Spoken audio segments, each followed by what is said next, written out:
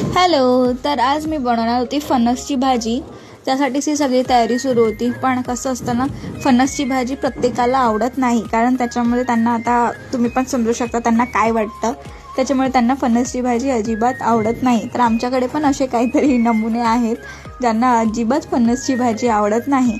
त्यासाठीच मग मी आज बनवत होते त्यांच्यासाठी फुलकोबीची भाजी.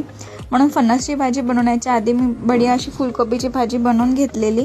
फुलकोबीची भाजी पण आज विवेकला खूप आवडली होती, कारण आज स्वयंपाक छान झाला होता, फुलकोबीची भाजी वगैरे.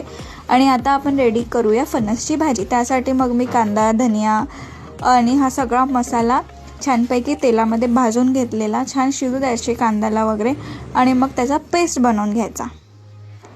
आणि ते तोपर्यंत मसाला तो थंड होत आहे तोपर्यंत आपण फणसला तळून घेऊया. त्यासाठी मी कढईमध्ये तेल गरम केलं आणि फणसला छान 15 ते 20 मिनटं छानपैकी तळून घ्या.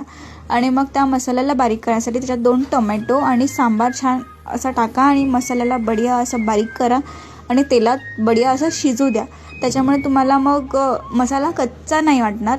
त्याला तेल सुटलं की त्याच्यात तुम्ही बेसिक मसाले टाका. मी तर फक्त तिखट आणि हळद टाकलेली आहे.